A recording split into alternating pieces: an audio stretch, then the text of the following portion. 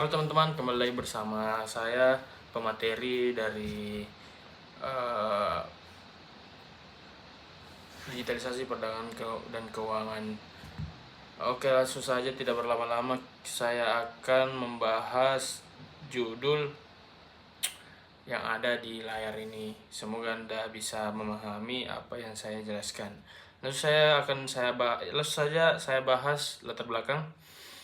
Fenomena yang terkait dengan judul itu, perdagangan internasional adalah pendorong utama pertumbuhan ekonomi global dengan transaksi yang melibatkan negara-negara di seluruh dunia. Namun sistem pembayaran tradisional yang bertanggung pada lembaga keuangan sentral seringkali mengakibatkan biaya transaksi yang tinggi, waktu penyelesaian yang lama, dan risiko keamanan yang signifikan.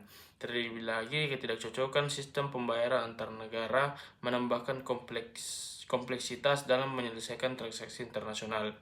Kemudian, data kuantitatif dalam perdagangan internasional.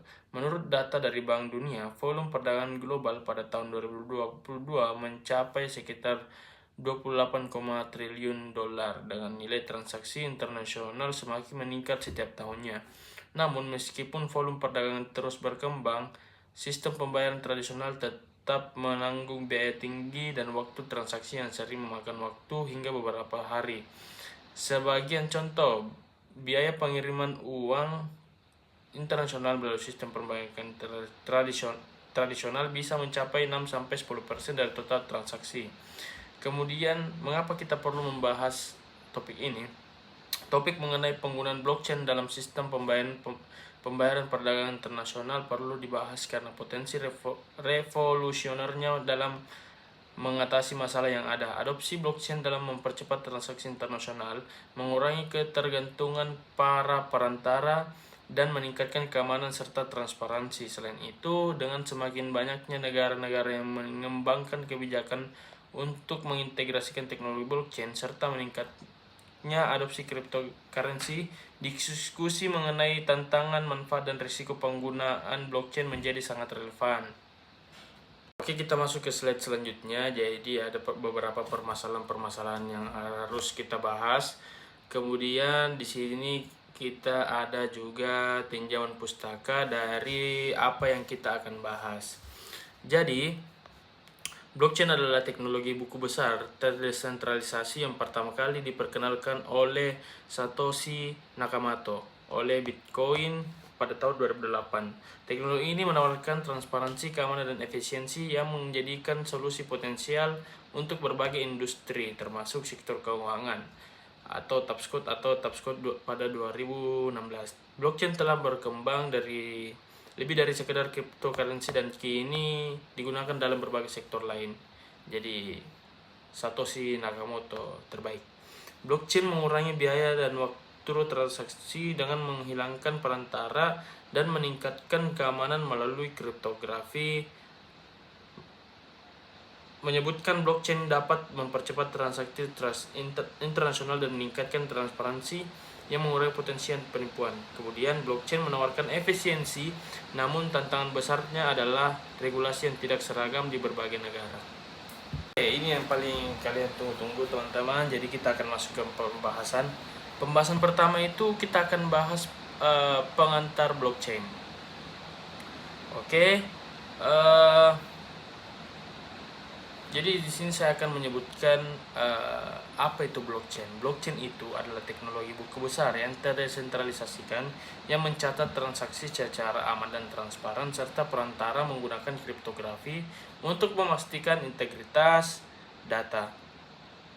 Kemudian blockchain ini mengurangi biaya dan waktu transaksi, meningkatkan keamanan dan memberikan transparansi dan menjadikan solusi untuk masalah di sektor keuangan, perdagangan, dan lain-lainnya. Kemudian nomor 3 itu jawabannya itu blockchain itu diperkenalkan pada tahun 2008 oleh Satoshi Nakamoto melalui Bitcoin dan diterapkan oleh di luar cryptocurrency sekitar 2014 mungkin.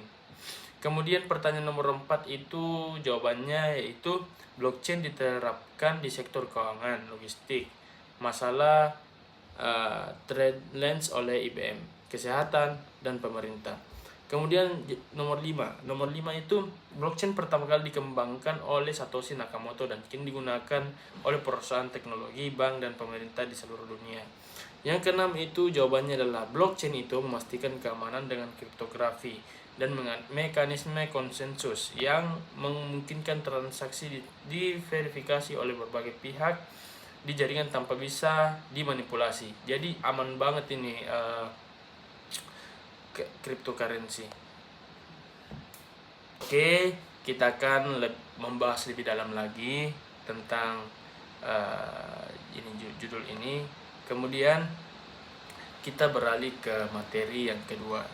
Jadi materi ini sangat penting karena membahas tentang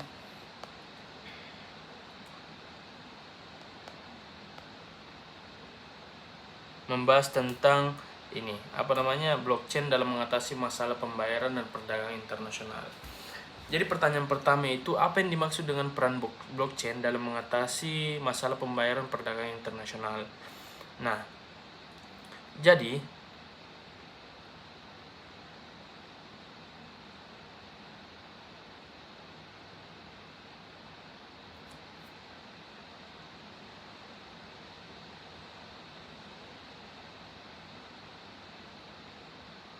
blockchain itu menyederhanakan pembayaran internasional dengan menghilangkan perantara, mengurangi biaya, dan meningkatkan transparansi serta keamanan.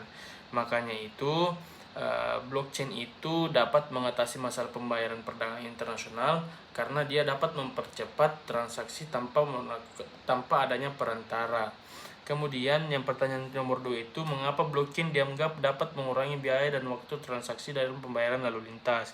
Nah, blockchain itu mengurangi biaya transaksi lalu lintas, menghilangkan perantara, dan mempercepat proses verifikasi melalui konsensus. Karena memang begitu sistem dari sananya, makanya persepsi orang itu menganggap bahwa blockchain itu dapat mengurangi biaya transaksi dalam pembayaran lalu lintas negara. Kemudian kapan itu teknologi blockchain mulai diterapkan oleh sistem perdagangan internasional? Blockchain itu mulai digunakan dalam pembayaran internasional sekitar 2015 dengan platform seperti Ripple. Jadi blockchain itu ada sekitar sudah 2000 digunakan di berbagai transaksi pada awal 2015. Kemudian di mana saja blockchain telah digunakan meningkatkan efisiensi pembayaran perdagangan internasional. Blockchain diterapkan di berbagai negara sektor seperti Trendless dan IBM dan Ripple untuk pembayaran internasional. Kemudian siapa pihak yang memanfaatkan blockchain untuk sistem pembayaran internasional bagi perusahaan dan lembaga keuangan?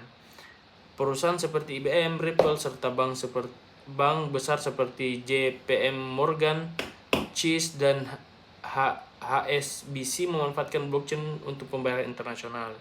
Kemudian pertanyaan terakhir di bagian ini adalah, bagaimana blockchain menghilangkan perantara dalam transaksi internasional dan meningkatkan transparansi? Blockchain itu menghilangkan perantara dalam memungkinkan transaksi langsung di jaringan. Nah, jadi di jaringan dan terdesentralisasi, meningkatkan transparansi dan keamanan. Jadi sudah bagus sekali konsepnya, ini tinggal regulasinya aja yang tinggal diperbarui terus. Kita akan masuk ke pembahasan yang ketiga, yaitu keuntungan dan manfaat ketika diterapkannya blockchain di dalam ini. Begitu maksudnya kira-kira, teman-teman. Jadi pertanyaan pertama itu, apa saja keuntungan dan tantangan utama dalam adopsi blockchain untuk pembayaran perdagangan internasional?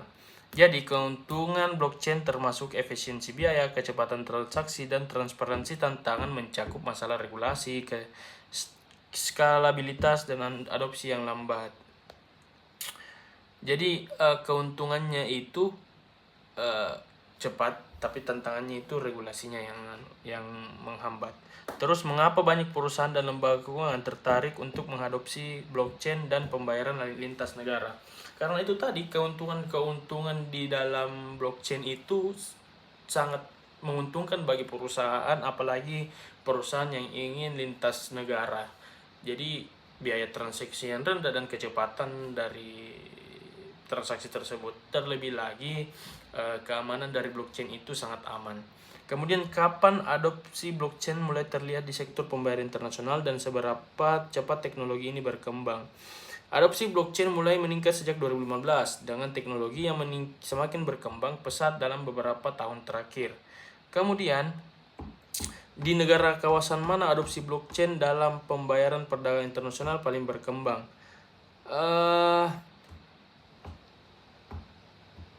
Adopsi blockchain paling berkembang di negara-negara maju seperti Cina, Uni Eropa, serta negara berkembang yang mendukung inovasi fintech.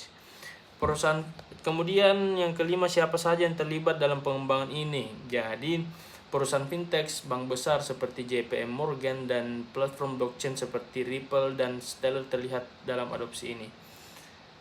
Kemudian bagaimana blockchain mengatasi tantangan seperti biaya tinggi dan waktu pemrosesan yang lama dengan pembayaran lintas negara. Blockchain itu mengurangi biaya dan waktu transaksi dengan menghilangkan perantara, mempercepat proses verifikasi dan meningkatkan keamanan data transaksi. Itu yang menarik dari blockchain, sehingga banyak perusahaan-perusahaan yang ingin sekali menggunakan metode ini untuk transaksi-transaksi lalu lintas atau transaksi lainnya.